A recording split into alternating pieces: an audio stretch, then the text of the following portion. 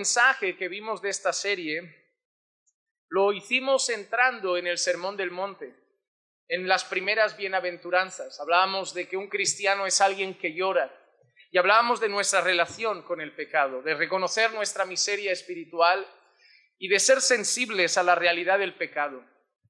El día de hoy voy a seguir con el Sermón del Monte, con estas primeras bienaventuranzas, y la siguiente también nos va a servir para el tema que quiero tratar hoy, al que he llamado espíritu de grandeza. Espíritu de grandeza. Y vamos a leer Mateo capítulo 5 y el versículo 5. Mateo capítulo 5 y el versículo 5, que dice así: Bienaventurados los humildes, pues ellos heredarán la tierra. Bienaventurados los humildes, pues ellos heredarán la tierra. Hermanos, como ya habíamos dicho, el Sermón del Monte no es un mensaje para los impíos. El Sermón del Monte no es un mensaje de arrepentíos y convertíos porque el reino de Dios ha llegado. El Sermón del Monte es un mensaje que el Señor Jesús trae a sus discípulos. Es la radiografía de la vida cristiana. De Mateo 5 a Mateo 7 hay una enseñanza tras otra de cómo es un creyente, cómo vive un creyente. Nos va a hablar de distintos puntos de vista, distintas áreas de nuestra vida, distintas relaciones en distintos ámbitos, pero en todo momento es un discurso dirigido a los discípulos de Jesús. Enseñar cómo deben ser, enseñar cómo deben lucir, enseñar cómo es su corazón. Y en estas primeras bienaventuranzas, que van una tras otra, y que una, como dijimos el otro día, una da lugar a la otra. Una de las cosas que nos encontramos es esta bienaventuranza. Bienaventurados los humildes. Humildes. Y me hace gracia esta bienaventuranza, porque una vez una persona creyente me dijo: nadie es humilde. Nadie es humilde. No existe nadie humilde. Entonces tenemos un problema. Porque según este discurso, según las palabras de Jesús, los humildes son bienaventurados. Y se entiende que el creyente debe ser humilde. La humildad es una característica cristiana, no una opción, es parte de su personalidad. El cristiano por naturaleza debe ser humilde.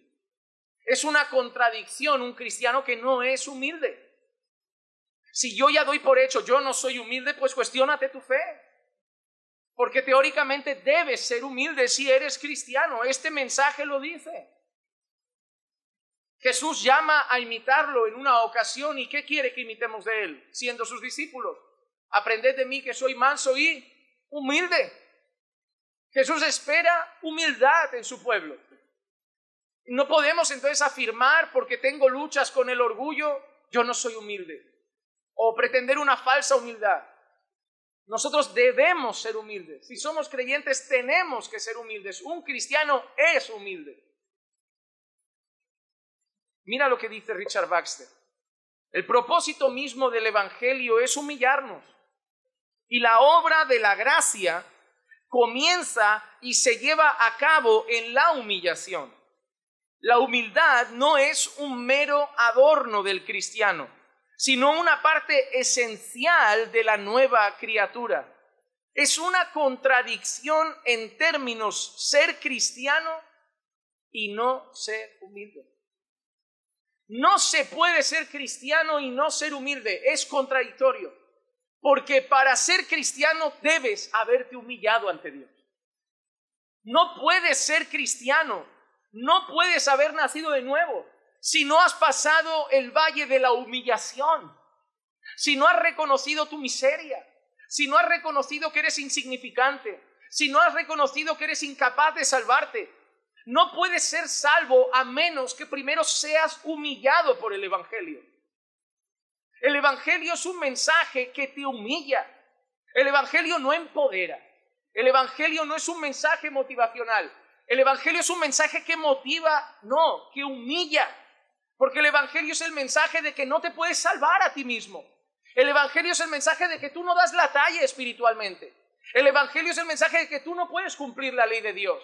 El Evangelio es el mensaje de que eres malvado, de que eres un pecador, de que tu única esperanza está en otra persona. El mensaje de este mundo es: tú puedes con todo. El mensaje del Evangelio es: tú no puedes sin Cristo.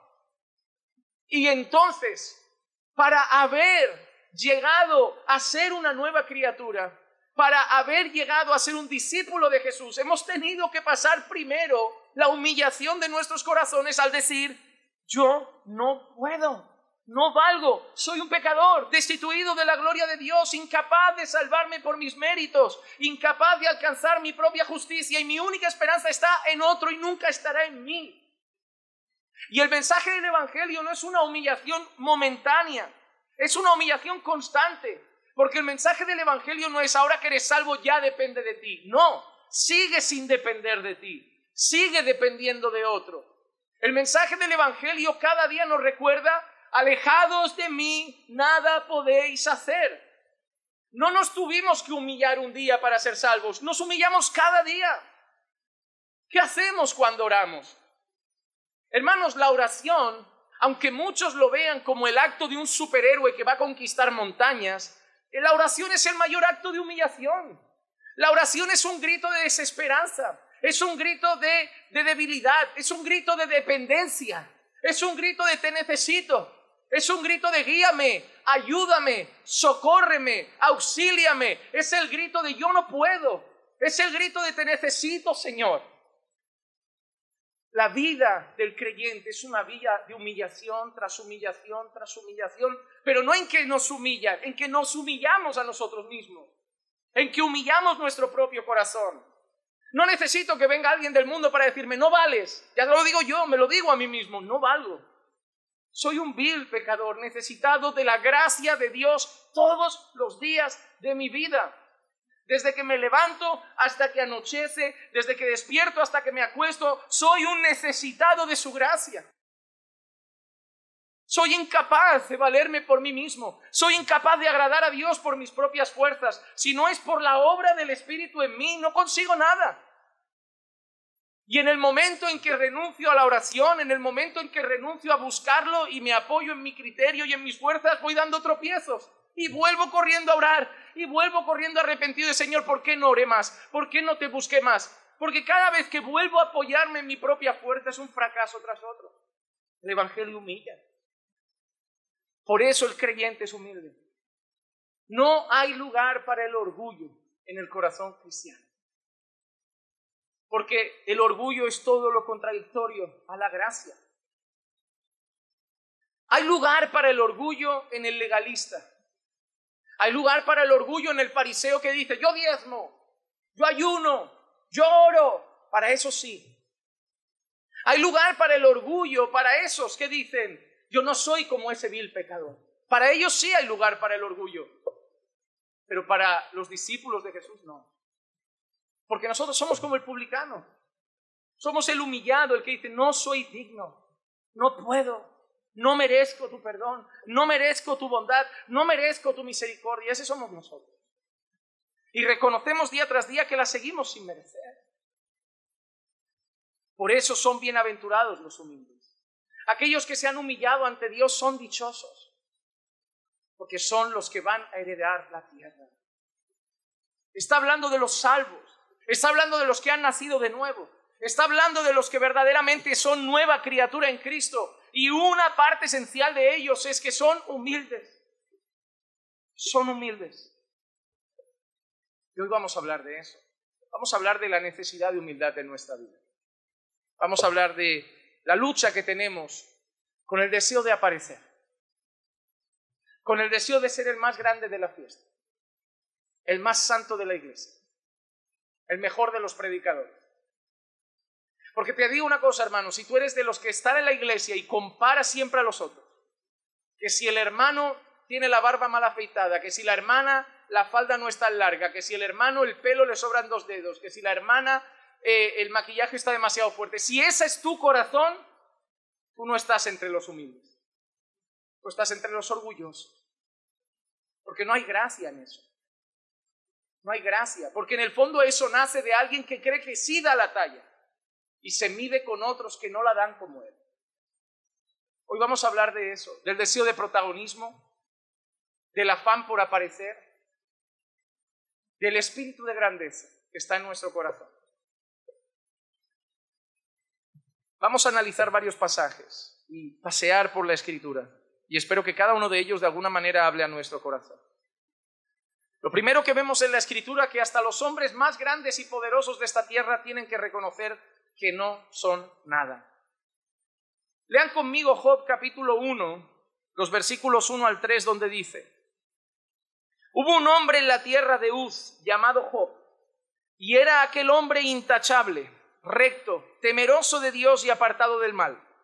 Y le nacieron 7 hijos y 3 hijas. Su hacienda era de 7,000 ovejas, de 3,000 camellos, de 500 yuntas de bueyes, de 500 asnas y muchísima servidumbre. Y era aquel hombre el más grande de todos los hijos de Oriente. ¿Qué era Job? El más grande de todos los hijos de Oriente. Era el Amancio Ortega de su época. No sé, el Rockefeller de Uz. Pero además de eso, temeroso de Dios. Job lo tenía todo. La espiritualidad, bien, temeroso de Dios, apartado del mal, recto, y encima a nivel físico, material, súper próspero. Y ante los ojos de todo su pueblo, no hay hombre más grande que Job. Pero Job atraviesa un valle que le va a enseñar algunas cosas. Un valle por el que va a pasar duras dificultades, donde al principio parece muy piadoso. El otro día hablaba con un hermano de la iglesia que estaba un tanto abatido y le decía, mira, pensando en Job, le decía, yo sé que todos miramos a Job al principio de su aflicción, y ¿qué decía? Dios dio, Dios quitó, bendito sea el Señor. Pero le dije al hermano, pero tú has seguido leyendo Job. Eso es Job al principio de la prueba. Eso es Job al principio del sufrimiento, cuando todavía le quedaban fuerzas, fe y ánimo. Dios dio, Dios quitó, bendito sea el Señor. Pero si tú sigues leyendo Job, Job empieza a decir, que me traigan a Dios para hablar conmigo, porque no es justo lo que está haciendo. Ese Job después de mucho tiempo en la prueba. Eso somos nosotros. Nosotros al principio sí, parecemos fuertes, estamos enfrentando, nos acaban de dar la noticia, vamos con fe. Pero cuando vemos que empieza a pasar cosas graves, situaciones difíciles, la fe se tambalea un poquito. Pero todo eso sirvió para algo, para enseñar a Job una cosa muy importante que descubre adelante. En Job 40, versículos 3 y 4 dice, entonces Job respondió al Señor y dijo, he aquí yo soy insignificante. Pasamos del hombre más grande al hombre insignificante. Porque una cosa es lo que el hombre es delante de los hombres. Y una cosa es lo que el hombre es delante de Dios. Delante de los hombres tú puedes ser el mejor en tu trabajo, el más rico, el más guapo, el más sabio, el más inteligente, el que saca mejores notas, el más listo, el más entendido, el que sabe más teología. Delante de Dios eres un vil pecador. Delante de los hombres siempre vas a ser más rico que otro. Vas a tener una casa más grande que otro, un coche mejor que otro, una familia más grande que otro, más hijos que otro. Pero delante de Dios, eso es lo que Job entendió.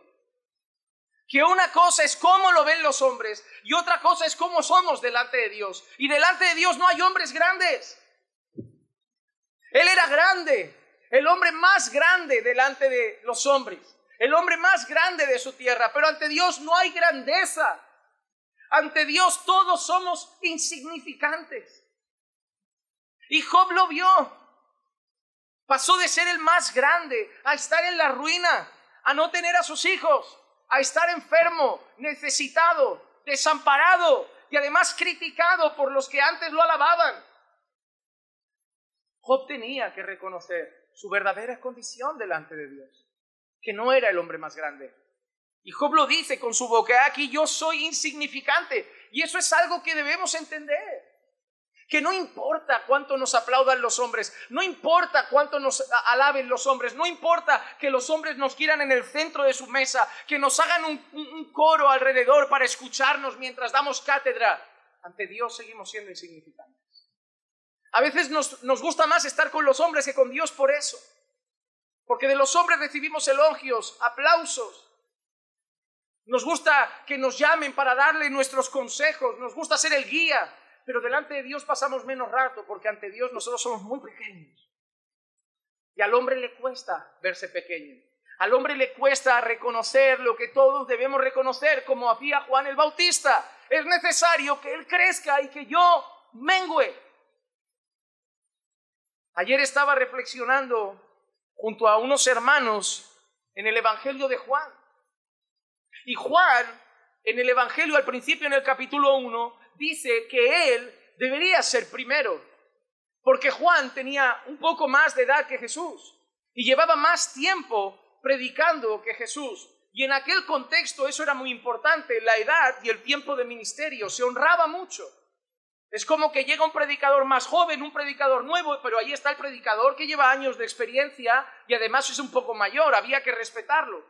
Pero Juan dice, el que viene detrás de mí es antes de mí, porque él es primero que yo. O sea, Juan lo ve venir, Juan lo anunciaba y Juan dice, sí, yo soy un poco mayor y sí, yo llevo más tiempo predicando, pero aunque venga detrás de mí, él es antes de mí. Él es antes de mí, porque él es primero que yo. Y Juan apunta a su eternidad, él es eterno, él es Dios. Pero más adelante hay un momento en que los discípulos de Juan, muchos de sus seguidores empiezan a ir con Jesús. Y algunos fieles discípulos de Juan el Bautista van a Juan y le dicen, que te dejan, que se van con él, que lo siguen a él. Y es cuando Juan lo dice. ¡Qué maravilla! Eso es lo que tiene que pasar. Que vayan a él. Es necesario que él sea el protagonista. Es necesario que él crezca. Juan lo tenía muy claro. Yo no soy la luz, él es la luz. A muchos nos gustaría ser el Juan el Bautista sin Jesucristo. Hacer nuestros propios discípulos. Tener nuestros propios seguidores. Por eso en las redes sociales usan esas palabras. Tú sabes cómo alimentan el ego. ¿Cuántos seguidores tienes? ¿Ves? Son palabras que en cierta manera alimentan el ego. Es como gente que va detrás de ti. Te siguen a ti. Eres su guía y eso es como que alimenta el ego. Si no te cuidas puede pasar. Pero nosotros debemos tener muy claro, como Juan, yo no soy la luz, Jesús es la luz. Y a mucha gente no le gusta dejar a Jesús como protagonista porque entonces desaparecemos. Cuando hablamos mucho de Jesús, pasamos a un segundo plano. Cuando predicamos sobre Jesús, pasamos a un segundo plano. ¿Por qué muchos predicadores prefieren contar sus anécdotas? Que él oró y se curó, que él oró y resucitó el muerto, que él oró y Dios obró. Porque entonces, ¿a quién miran? ¿Quién tiene el poder? ¿Quién es el ungido? ¿Quién es el poderoso? ¿Quién es el espiritual? El hombre. Pero cuando ya no cuentas nada de lo que tú haces y solo cuentas Jesús es, Jesús es, Jesús es, desapareces de la escena y todos los ojos se van a Jesús. Pero nuestro trabajo como predicadores, nuestro trabajo como creyentes es ese, llevar la gente a Jesús, no dejarlos estancados en nosotros.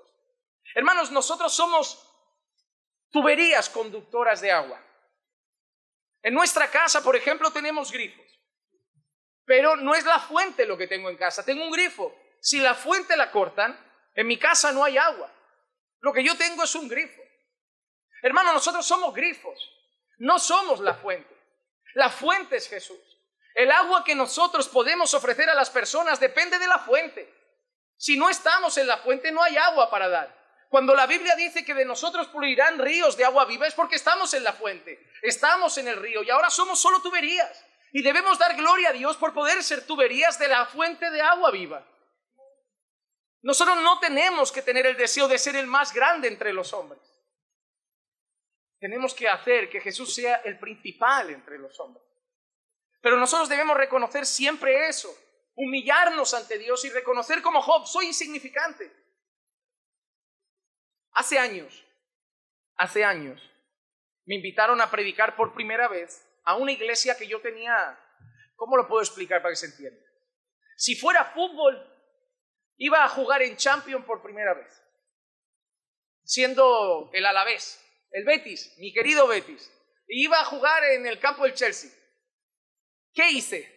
Preparé el mejor de los sermones. Hermano, nunca trabajé tanto un sermón. Saqué libros por todas partes. Estudié griego, hebreo, por poco estudio arameo. Preparé el mejor bosquejo, todas las páginas y leía. Llegó el día de predicar en esa iglesia. Subí por primera vez ese púlpito convencido de que me iban a aprobar. Porque cuando estaban esos pastores delante, para mí era, necesito su aprobación. Es como que vas a debutar en el equipo de primera y tú vienes de la cantera. Y hermano, yo allí sentí por un instante que es como que Dios dijese, como no me has necesitado y has hecho un gran trabajo tú solo, te dejo ahí y te veo desde lejos. Yo solo les digo que acabé de predicar ese mensaje, bajé corriendo al pastor de la iglesia y le dije, no lo subas a internet. Y me dijo, no pensaba hacerlo, ¿qué te pasó? Le dije, nada. Al tiempo se lo conté. Le dije, estaba tan preocupado de impresionaros, de tener vuestra aprobación, que no fui yo. Que no dependí del Señor, que puse toda la esperanza en mi trabajo intelectual, académico y en mi capacidad de hablar. Y se me olvidó que sin Dios no soy nada, que no sirvo para predicar sin su Espíritu Santo. Y el Señor me dio una lección. Me dijo, nunca más subas allá arriba sin depender de mí. Nunca más prediques pensando que algo va a pasar contigo. Nunca más prediques pensando que vidas van a cambiar, que gente se va a salvar por tu capacidad. Sube cada día, habla con fidelidad y depende de la obra del Espíritu Santo. Debemos reconocer que somos insignificantes. Y es cuando haces eso y dependes de Dios y te humillas, que Dios te usa. Porque Dios da gracia a los humildes. La Biblia lo dice, Santiago 4:6, pero Él da mayor gracia. Por eso dice, Dios resiste a los soberbios. Y me resistió tremendamente en aquel púlpito. Me dejó desamparado. Él estaba. Pero como un padre que dice, déjalo que se pegue el tortazo porque así aprende. Se tiene que caer para no volver a hacer el tonto. Tiene que tocar una vez en el enchufe para no meter otra vez la mano. Deja de decirle que está... Y me dejó, no abandonado, pero una enseñanza. Realmente mi soberbia fue resistida por Dios. Pero cuando dependemos, cuando nos humillamos, cuando nos hacemos pequeños ante Él, digo, Señor, tú sabes que si hoy voy solo a ese púlpito, no aprenden nada, no sirve de nada, se quedan palabras en el aire, no va a edificar a nadie, es cuando Dios da mayor gracia. Dios resiste a los soberbios, pero da gracia a los humildes. Primera de Pedro 5:5 lo resalta también. Asimismo vosotros los más jóvenes, estad sujetos a los mayores y todos revestíos de humildad en vuestro trato mutuo, porque Dios resiste a los soberbios, pero da gracia a los humildes. Hermanos, Dios tiene un favor especial para los humildes. Esto está aquí. Dios da gracia a los humildes. Y en este sentido, ni Santiago ni Pedro están hablando de la salvación, está hablando de la vida del creyente. Y lo que están diciendo tanto Santiago como Pedro es que Dios ofrece su favor a los que se van humillando. Hermano, cuando tú luches con el pecado humillándote, Dios te dará gracia. Cuando no luches tanto porque creas que tú no tienes problemas, ahí vas tú solo, ya te estrellarás y ya vendrás llorando con las consecuencias. Pero cuando ayunas, cuando oras, cuando dices, Señor, si no estás tú caigo, si no me ayudas tropiezo, Él te dará gracia. Él da gracia a los humildes. Él da gracia a los pequeños. Él da gracia a los insignificantes, a los que lo reconocen de corazón. Él les da su favor, Él les ofrece su ayuda, Él les extiende su mano. A los que creen que son fuertes los deja solos, porque en el fondo su corazón le está diciendo que yo puedo. No me necesito, no, papá, no te necesito, como cuando le decimos a mi padre, déjame que yo ya sé. Es como si le dijésemos eso a Dios, esto yo puedo. Y nos vamos dando cuenta conforme pasan los años que no puedo nada. Y lo necesito siempre. Y veo que sin Él caigo en derrotas. Y veo que sin Él tropiezo en lo que debería ser fácil para mí vencer. Y esas cosas me enseñan que necesito de su gracia. ¿Y cómo consigo cada día más y más de su favor? Humillándome. Él da mayor gracia a los humildes. Él da gracia a los que se humillan. Por eso, hermanos, como cristianos, no podemos buscar un lugar que no nos pertenece.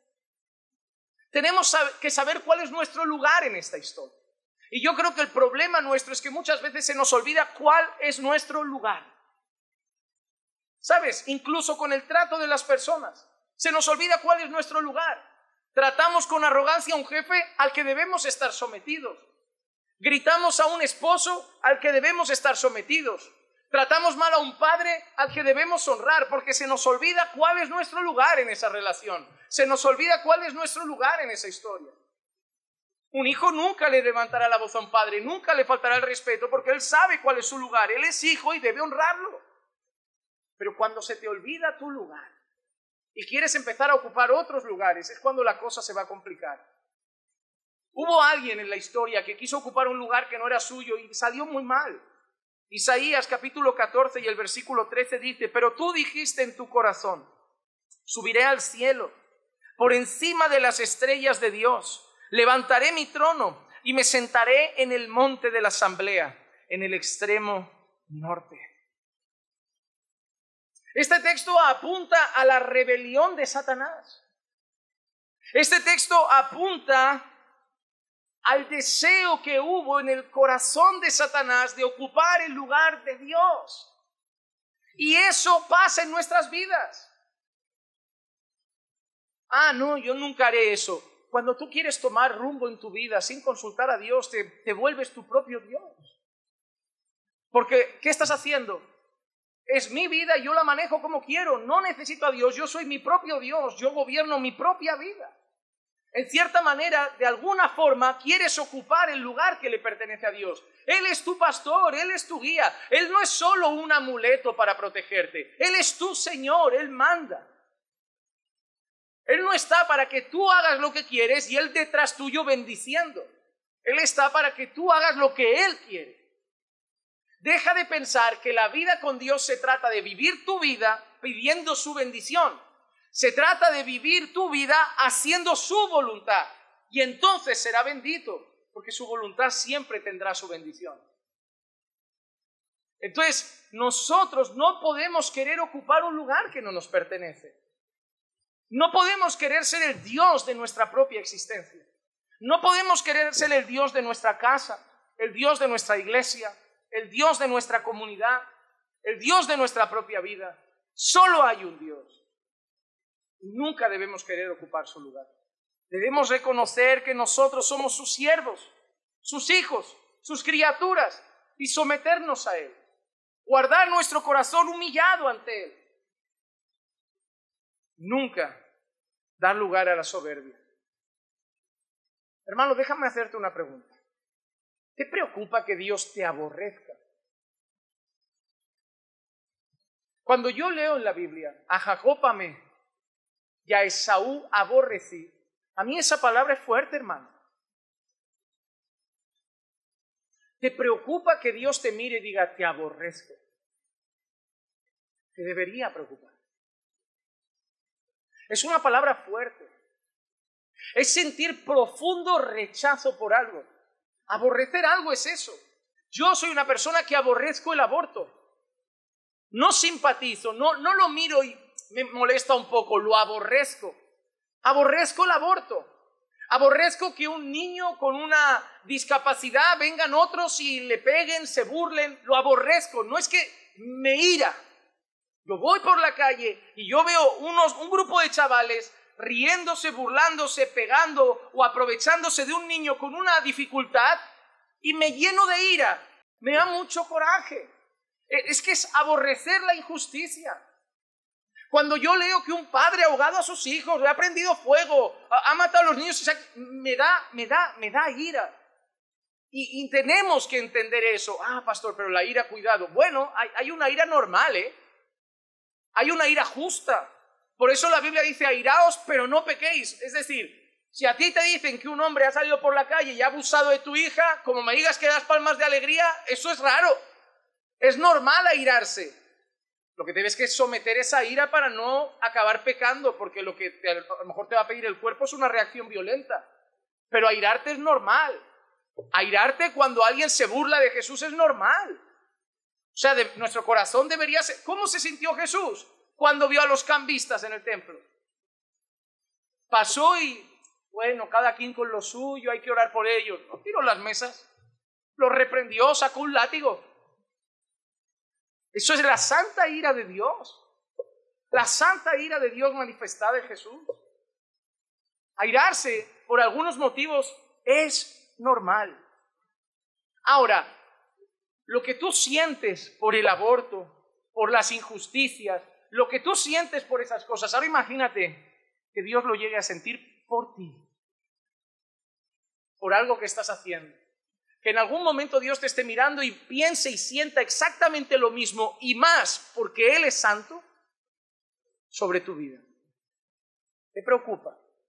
Mira lo que dice Proverbios 6, versículos 16 y 17. 6 cosas hay que odia. ¿Ves esa palabra? 6 cosas hay que odia el Señor y 7 son abominación para Él. Y mira la primera, hermano. Ojos soberbios. Luego sigue lengua mentirosa, manos que derraman sangre inocente. Pero ¿cuál es la primera? Ojos soberbios. En Proverbios 8:13 dice, el temor del Señor es aborrecer el mal. El orgullo, la arrogancia, el mal camino y la boca perversa yo aborrezco. Pero otra vez, ¿cuál aparece en primer lugar? El orgullo. ¿Qué ha aparecido antes en primer lugar? Soberbia. ¿Sabes qué es lo que más odia a Dios? La soberbia. ¿Qué ha dicho antes? Dios resiste a los soberbios. ¿Qué es la gente que niega a Jesús? ¿Qué es la gente que no quiere a Jesús? ¿Qué son los impíos que no se arrepienten de sus pecados? Ah, es porque no creen. No, es porque son soberbios. Es porque no se rinden a su Creador. Es porque no se rinden a Dios. Es porque no se rinden a servir a otro. Es porque no se rinden a reconocer su pecado. Es soberbia pura. Es soberbia pura.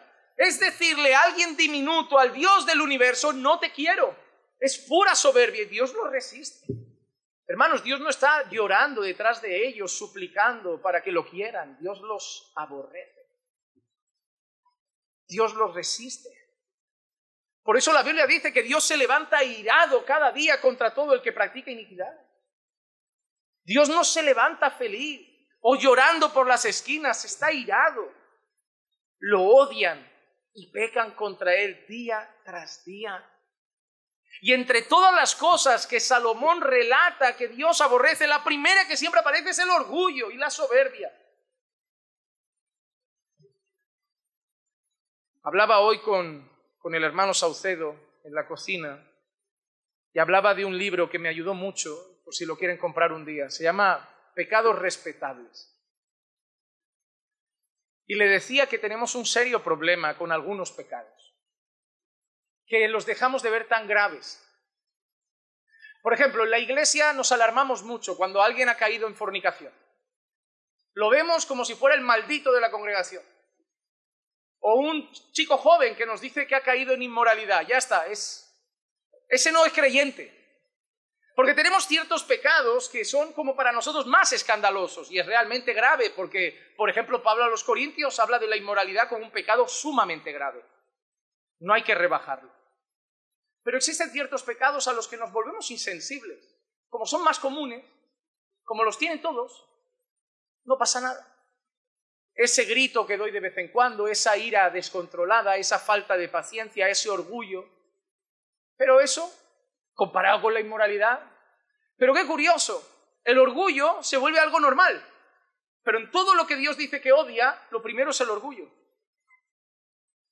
Y nosotros estamos empezando a aceptarlo como algo con lo que podemos vivir. Aunque Dios dice en su palabra que lo odia. O sea, nos levantamos y convivimos con un pecado en nuestra vida que Dios nos dice, lo odio.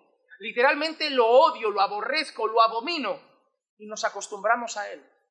Porque como eso no destroza la familia, como eso no destroza el matrimonio, no es tan grave como la borrachera, ese se ha drogado, ese ha caído en fornicación, ese ha sido un adúltero.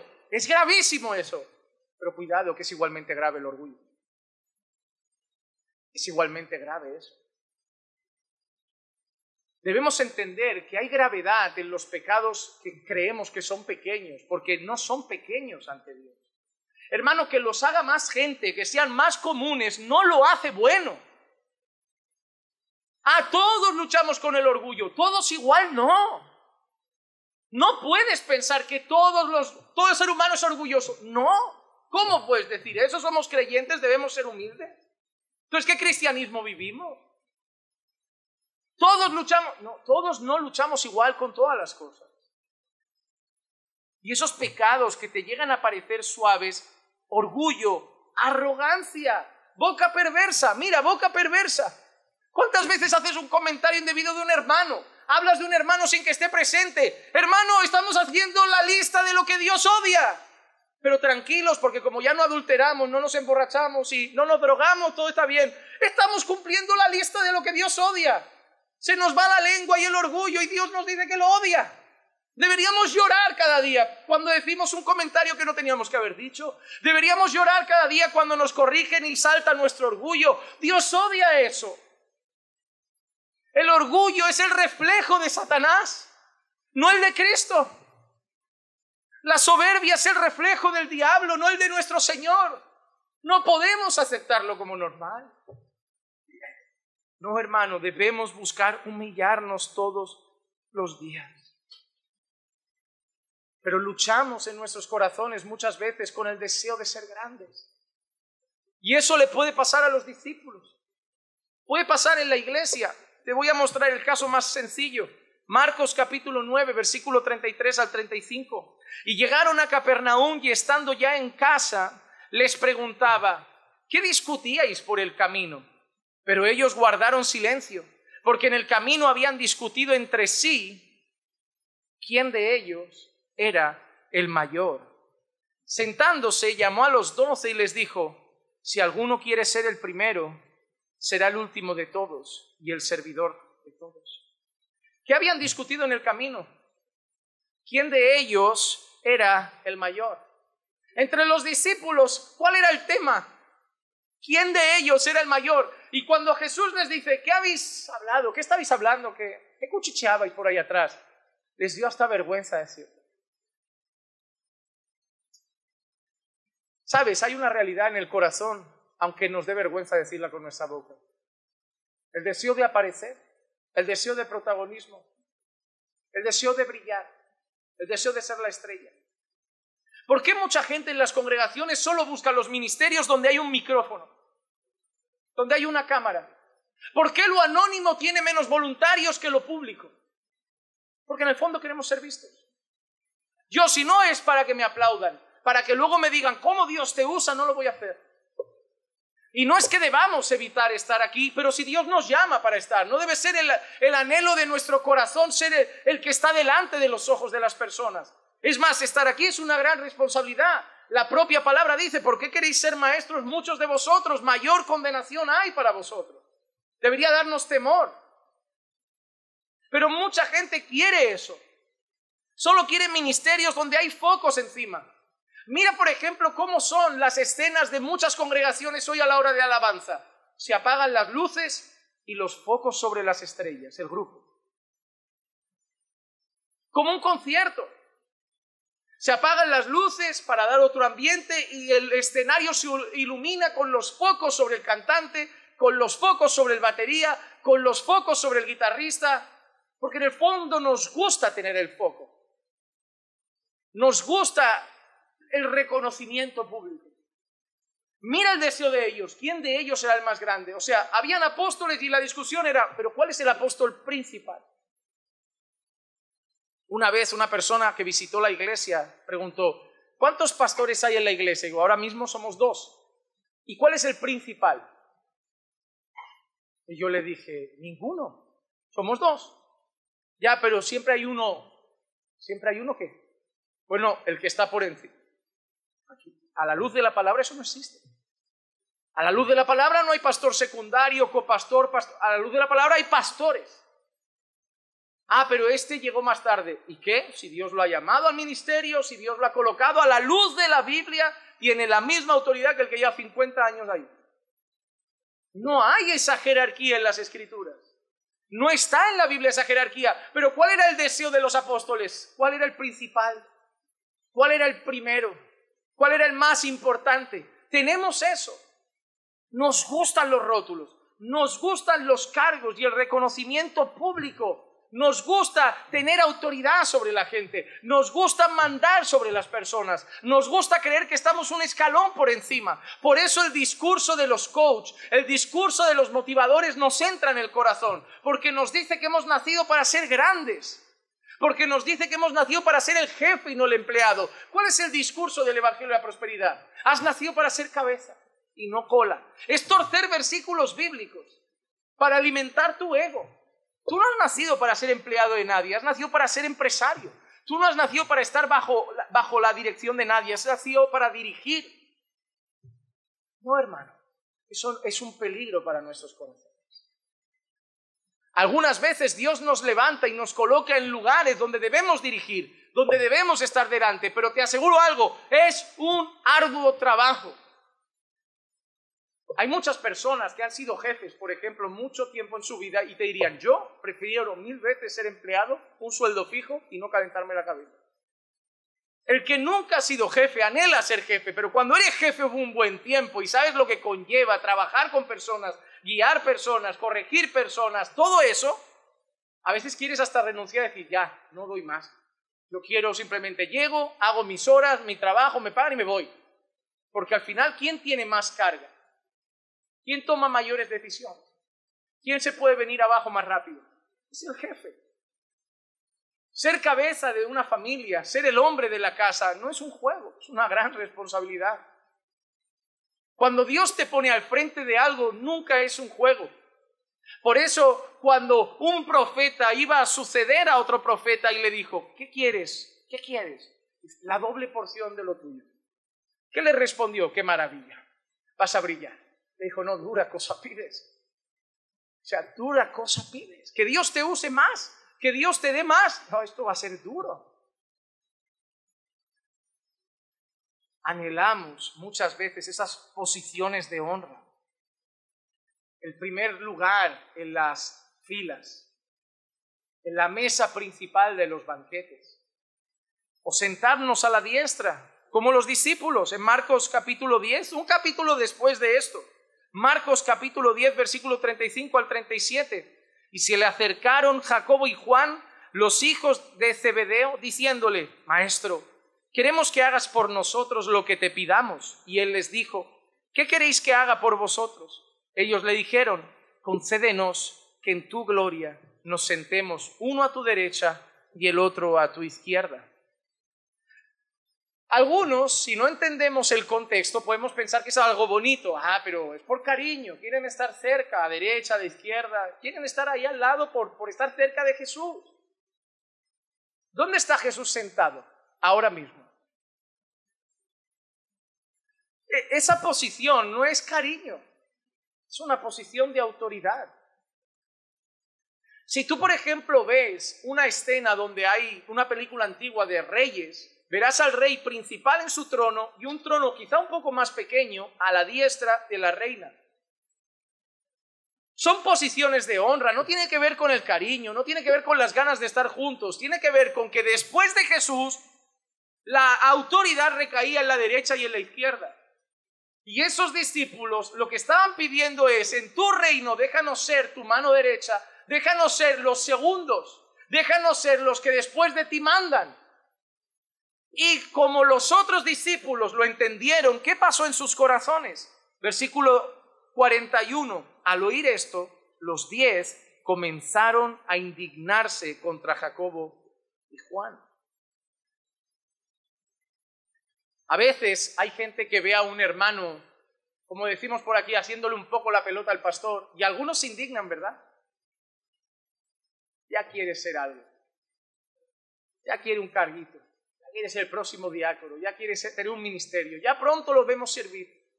Se indignan, porque muchas veces, ¿qué piensan? No es amor, no es sincero, no es cariño, es deseo de que lo ponga a la diestra. Es deseo de que lo ponga a la derecha. Es deseo de ser el amigo de, el ayudante de, por aparecer, por aparecer.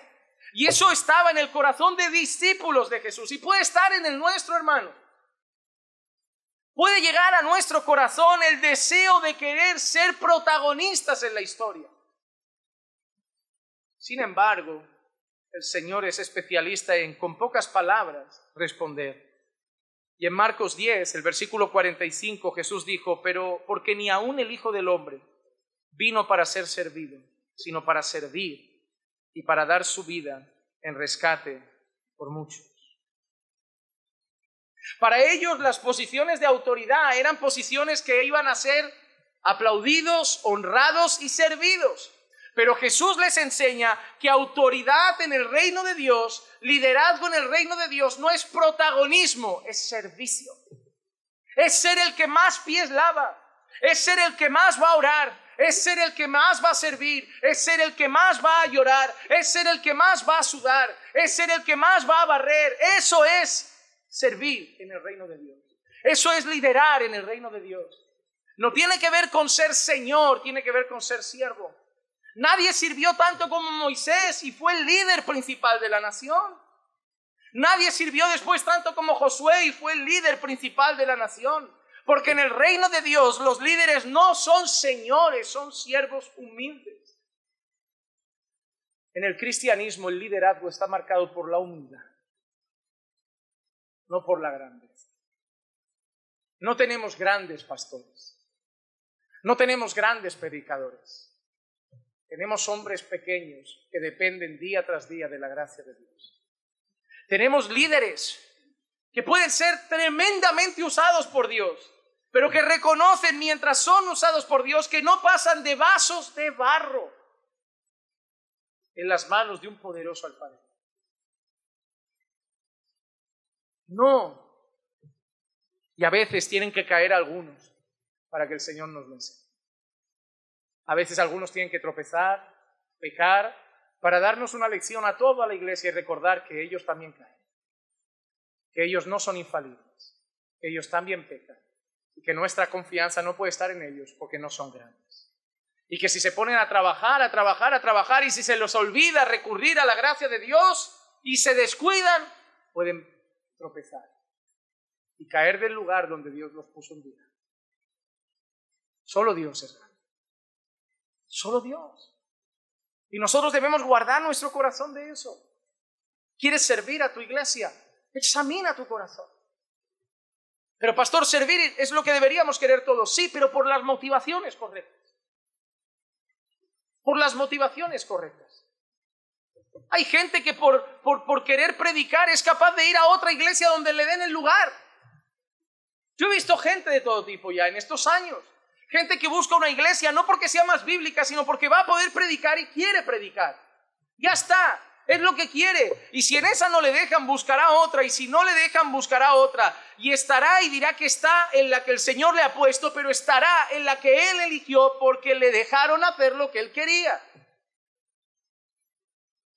Está bien querer servir, está bien querer ser predicador, está bien querer servir en cualquier área, pero examina el corazón por la motivación. En el cristianismo no es solo importante lo que hago, sino el por qué lo quiero hacer. Por ejemplo, dar una limosna está bien, pero ¿por qué la doy? ¿Porque me va a ver gente? ¿Porque voy a quedar como una persona buena, altruista, generosa, el gran cristiano? No lo voy a dar entonces.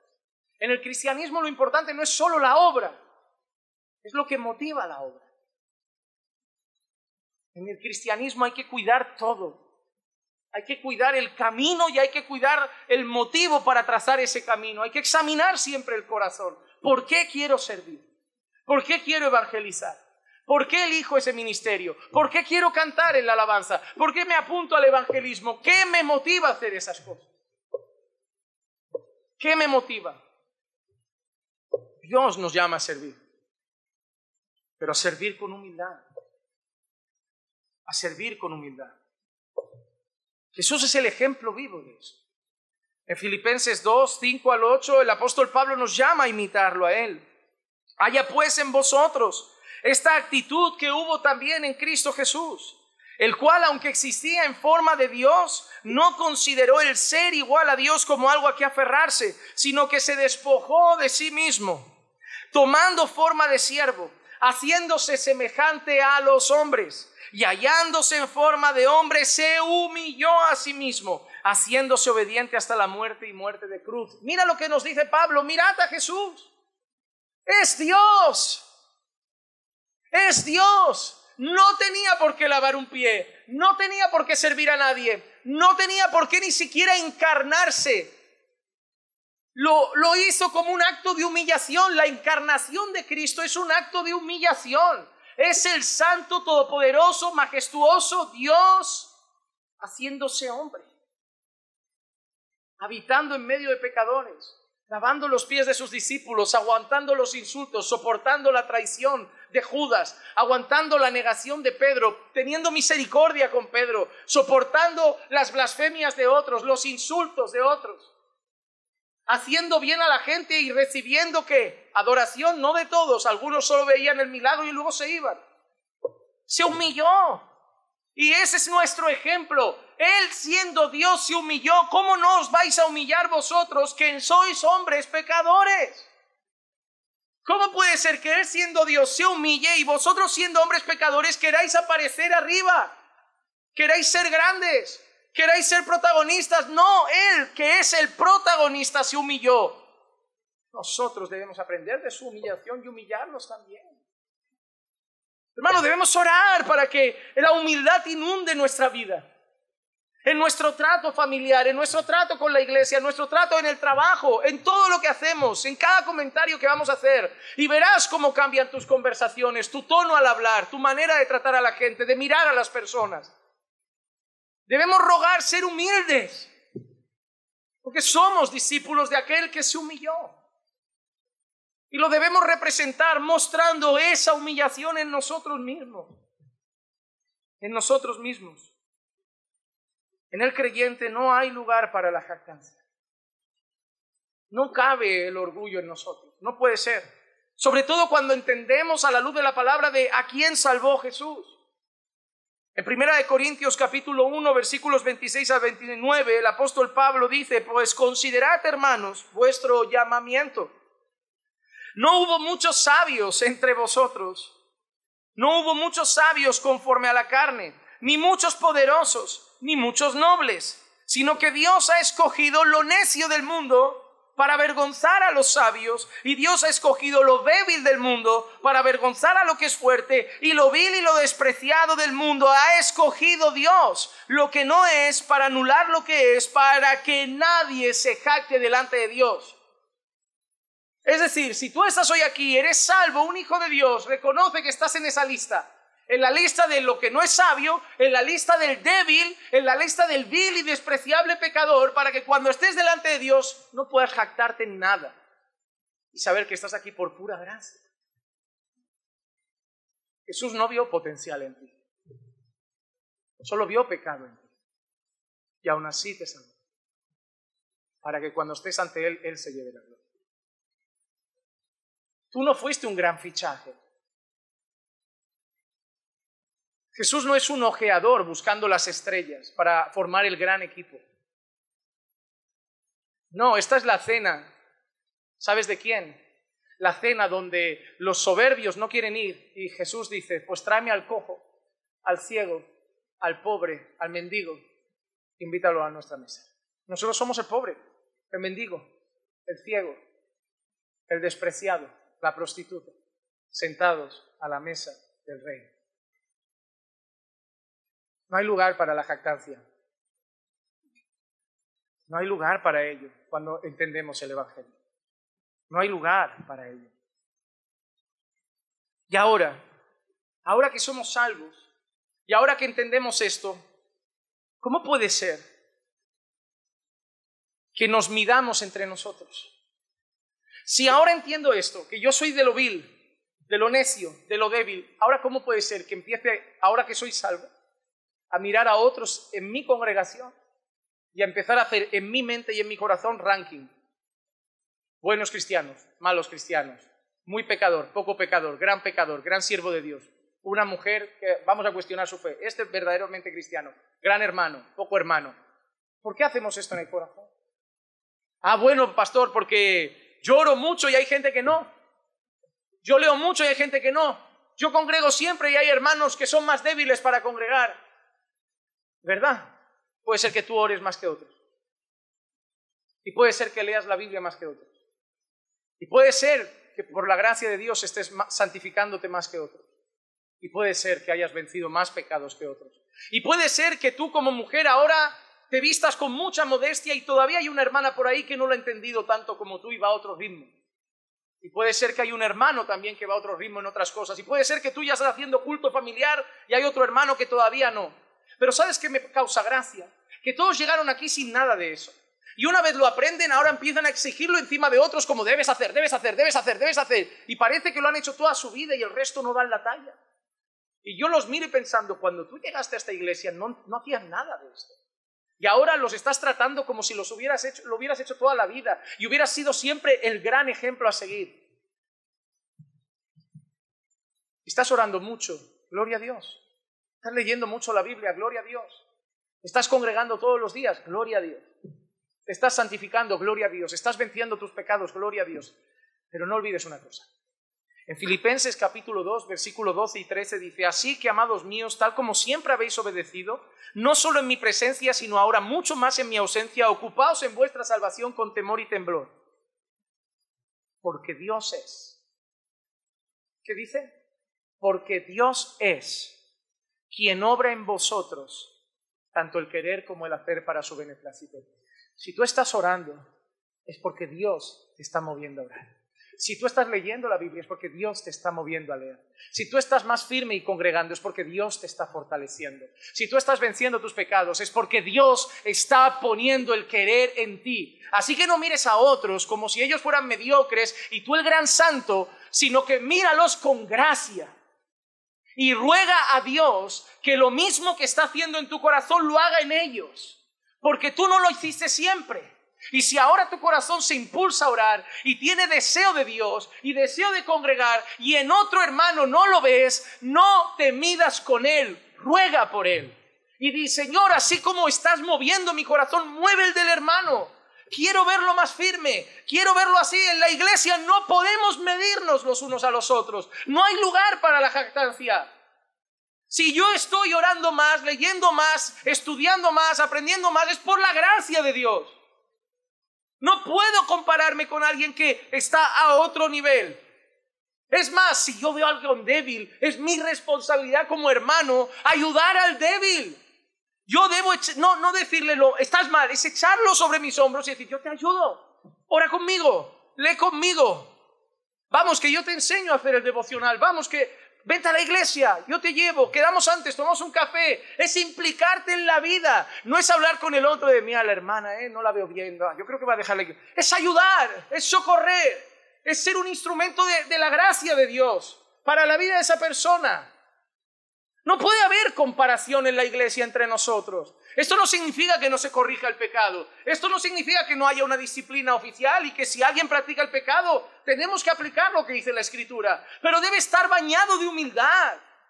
Es como cuando el apóstol Pablo dice a los Gálatas: si alguno es sorprendido en alguna falta, vosotros que sois espirituales, tú que te crees que estás mejor, tú que estás tan bien, restaurarle. ¿Pero cómo? Con un espíritu de mansedumbre. ¿Y qué más? Mirándote a ti primero, no sea que tú también seas tentado. Porque ¿qué dice el apóstol Pablo? Porque el que piensa ser algo, no siendo nada. ¿Qué dice Pablo también? El que cree que está firme, cuídese que no caiga. Mañana tú puedes pasar por el bache y estar sin orar, sin congregar, desanimado, y no querrás que media iglesia te mire como diciendo: sabíamos que iba a abandonar la fe, sabíamos que no era. Quieres que la iglesia se implique en ti, ore por ti, te ayude y te socorra. Este no es el lugar donde entre todos estamos echando una carrera entre nosotros. Es el lugar donde todos corremos en el mismo carril. Hermano, no estamos en unas olimpiadas donde yo estoy en el carril 1, el pastor Marcos en el 2, Clicia en el 3, Sam en el 4, Sergio en el 5, Brandon en el 6 y todos a ver quién llega más rápido. Estamos todos en el 1, corriendo la misma carrera, haciendo el mismo camino. Y si uno se nos cae, paramos, lo cogemos de la mano y corremos otra vez juntos. Eso es una iglesia. La iglesia es el lugar donde recibimos gracia y damos gracia. Pero si hay orgullo, no hay gracia. Si hay orgullo, hay comparación. Si hay orgullo, hay crítica. Si hay orgullo, sacamos la vara de medir y empezamos a decir: tú das la talla, tú no, tú das la talla y tú no. La realidad es que nadie da la talla. Nadie da la talla. Si yo me comparo con algún hermano de aquí, yo estoy mejor a mis ojos. Pero con quien me tengo que comparar es con Jesús. Y yo tampoco doy la talla. Hermano, escucha esta frase de uno de mis autores preferidos. Jerry Bridges dice: el orgullo en relación con otras personas consiste en compararnos con los demás y considerarnos superiores a ellos en algún aspecto, ya sea en carácter, en conducta o en logros. Una de las peores formas de orgullo es el orgullo espiritual, una actitud de creer que soy más santo, más justo, más fiel, más obediente o más fructífero en la evangelización que los demás. A mí me da igual, yo no comparo quién tiene más dinero, pero en la iglesia haces comparaciones. Es más ruin todavía. Eso desde el colegio. ¿Qué nota has sacado? Un 8. Un 8,5. Siempre comparamos y nos gusta quedar por encima. ¿Cuánto ganas? 1.200, 1.800. ¿Dónde vives? En un piso alquiler, el mío de propiedad. ¿Qué coche tienes? Un Skoda. Yo un Audi. ¿Cuántos hijos tienes? Yo 1. Yo 8. ¿De qué trabajas? De peón. Yo soy el jefe de obra. Y así va. Y llegamos a la iglesia. Y lo aplicamos a la vida espiritual. ¿Estás orando, hermano?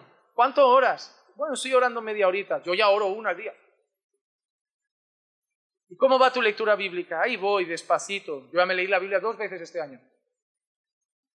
Y hermano, no te vi el domingo. Sí, estuve enfermo. Hermano, cuidado, cuidado, ¿Tú acaso me has visto faltar algún día? Hermano, cuidado con eso. Cuidado, porque el que quiera ser el más grande, tiene que ser el más siervo.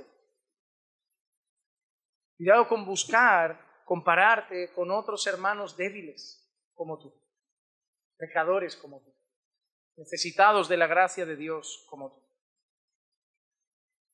Si eres salvo, no es porque eres fuerte, no es porque te has portado bien, no es porque eres el más santo. Si eres salvo es por gracia.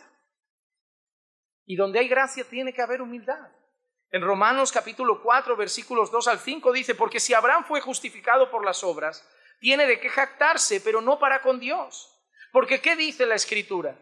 Y creyó Abraham a Dios y le fue contado por justicia. Ahora bien, al que trabaja, el salario no se le cuenta como favor, sino como deuda. Mas al que no trabaja, pero cree en aquel que justifica al impío, su fe se le cuenta por justicia.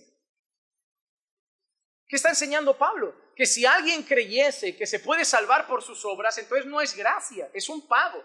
Es decir, como te has portado bien, te doy el pago de tu trabajo, la salvación. Pero Pablo deja claro, nadie puede ser salvo por las obras de la ley.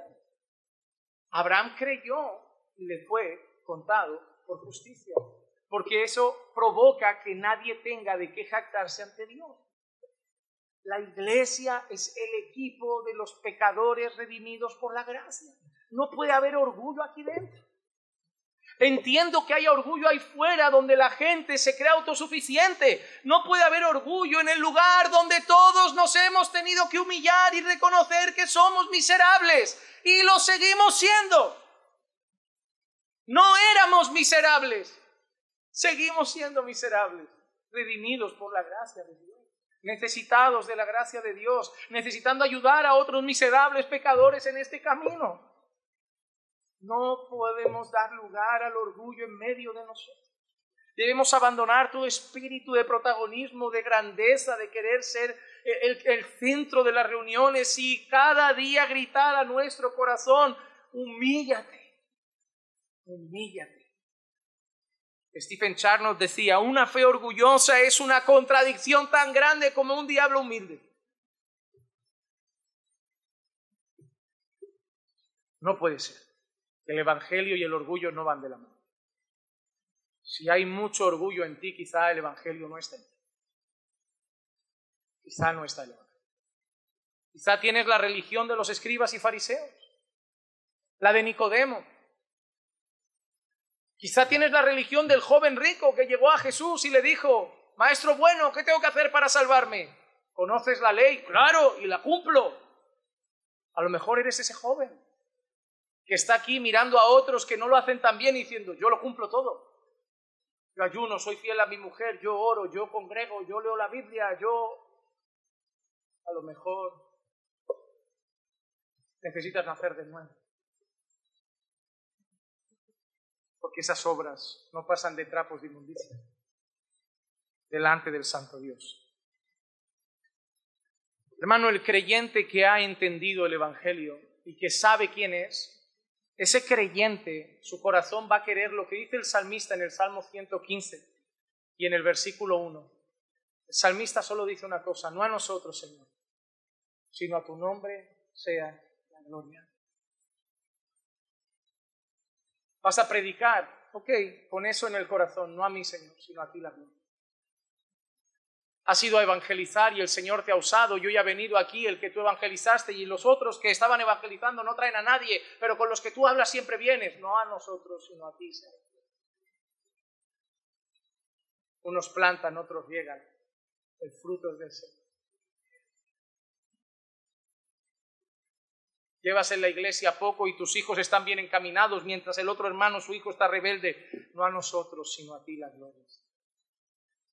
No eres el gran Padre, eres el gran Dios misericordioso. No eres el gran esposo, eres el gran Dios misericordioso. No eres la gran esposa, Él es el gran Dios misericordioso. No a nosotros, a Él la gloria, Él debe ser el protagonista. Nosotros no debemos querer ser grandes, porque nunca lo vamos a hacer. Déjame terminar con dos frases para despedirnos. La primera dice así: no desees ser el hombre principal en la iglesia. Sé humilde. El mejor hombre en la iglesia es el que está dispuesto, y mira qué bonita expresión, a ser un felpudo para que todos se limpien las botas. El hermano a quien no le importa lo que le pase, siempre y cuando Dios sea glorificado. ¿Quieres que seas el que todos aplauden o el que incluso son capaces de pisar? Pero mientras Dios se lleve la gloria, no te importa. No te importa hacer un trabajo que no se ve, no te importa servir en el anonimato, no te importa estar detrás de bambalinas. Si Dios es glorificado, yo soy feliz. Porque mi meta no es que mi cara esté en la escena, es que Dios sea exaltado. Andrew Murray dice: la humildad es el desplazamiento del yo para la entronización de Dios. Es eso. Es mirarnos aquí dentro y decir: yo ya no es el rey. Bueno, Dios es el rey. Dios está en el trono de mi vida, de mi corazón. Voy a comer para su gloria. Voy a beber para su gloria, voy a predicar para su gloria, voy a evangelizar para su gloria, voy a cantar para su gloria, voy a orar para su gloria, voy a cuidar de mi esposa para su gloria, voy a cuidar de mi esposo para su gloria, voy a criar a mis hijos para su gloria, voy a hacer todo para su gloria, que Él crezca y yo mengüe, que Él aparezca y yo disminuya. Y que si al final del camino mi nombre es olvidado, no importa si el de Jesús ha sido proclamado, si el de Jesús ha sido exaltado, no importa. No importa. Hermano, examina hoy tu corazón y ruega a Dios, como yo también lo necesito, que nos haga humildes ante Él, pero también que nos haga humildes entre nosotros. Que no hay nada que traiga más amor, paz, armonía y comunión a una iglesia que la humildad en el corazón de sus miembros. Y no hay nada que nos haga más fuertes ante el pecado que nuestra humillación ante Dios. Humillaos a Dios y venceréis tentaciones que no habéis podido vencer con vuestras propias fuerzas. Humillaos a Dios y cambiaréis el carácter que no habéis podido cambiar, tanto que decís: voy a cambiar. No puedes si no te humillas y reconoces que tú no puedes cambiar. Te tiene que cambiar Él, te tiene que ayudar Él. Humillarse ante Dios es el paso a vencer el pecado. Es a reconocer, yo sigo siendo un derrotado con el pecado, pero en mí está el Cristo vencedor. Y por su Espíritu iré de gloria en gloria y de victoria en victoria. Por Él, por su Espíritu, no por mis fuerzas. Unos confían en carros, otros en caballos, otros en ellos, mas nosotros confiamos en el Señor. Vamos a orar. Señor, te damos gracias por recordarnos la necesidad de humildad en nuestros corazones, por recordarnos y llamarnos a humillarnos, Señor, diariamente en nuestras vidas. Ayúdanos, Señor, a que no anhelemos, Señor, los primeros puestos en la lista, las sillas predilectas en la mesa, las posiciones de protagonismo. Si tú nos llevas a algún lugar, si nos colocas en alguna posición, amén, Señor, así sea. Pero que no sea nuestro corazón anhelando ese protagonismo, que no sea nuestro corazón anhelando ese lugar, que nuestro corazón solo anhele tu gloria. Que cada día nos humillemos más y nos tratemos con humildad los unos a los otros. Que no nos comparemos y líbranos del orgullo espiritual que tanto daño nos hace y hace daño a nuestros hermanos también. Haznos humildes en nuestro trato mutuo y cambiará nuestra manera de hablar y de tratarnos. Y cambiaremos la crítica por la oración. Cambiaremos la comparación por la ayuda. Y en vez de ser alguien, Señor, que señala, seremos alguien que extiende una mano para levantar. Ayúdanos a mirar a Cristo y aprender de Él, que es manso y humilde de corazón. Te lo pedimos en el nombre de Jesús. Amén y amén. Hermanos, rápido.